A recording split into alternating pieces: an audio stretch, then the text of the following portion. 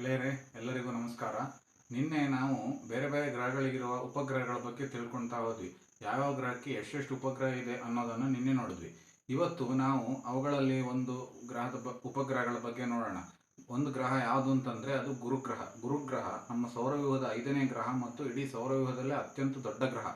ಈ ಗ್ರಹಕ್ಕೆ 95 ಉಪಗ್ರಹಗಳಿದ್ದಾವೆ ಅಂತ ನಿನ್ನೆ ನೋಡಿದ್ವಿ. ಈ 95 ಉಪಗ್ರಹಗಳ ಪೈಕಿ ಬಹಳ ಮುಖ್ಯವಾದ ಉಪಗ್ರಹಗಳು ಯಾವುವು ಅಂತೇಳಿ ನೋಡೋಣ.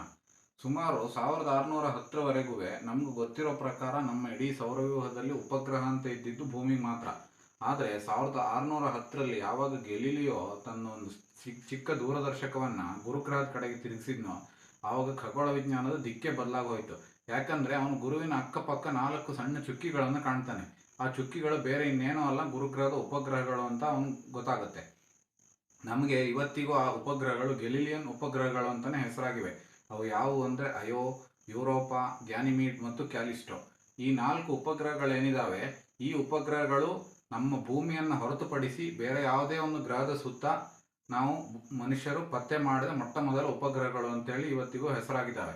ಇದೇ ರೀತಿ ಈ 4 ಉಪಗ್ರಹಗಳಲ್ಲದೆ ಇನ್ನೂ 91 ಉಪಗ್ರಹಗಳಿದ್ರೂ ಕೂಡ ಇಡೀ ಗುರುಗ್ರಹದ ಉಪಗ್ರಹಗಳ ಒಟ್ಟು ದ್ರವ್ಯರಾಶಿ ಏನಿದೆ, ದ್ರವ್ಯರಾಶಿ ಅಂದರೆ ತೂಕ ಏನಿದೆ, ಆ ತೂಕದ 99.997% ದ್ರವ್ಯರಾಶಿ ಈ 4 ಉಪಗ್ರಹಗಳಲ್ಲಿದೆ.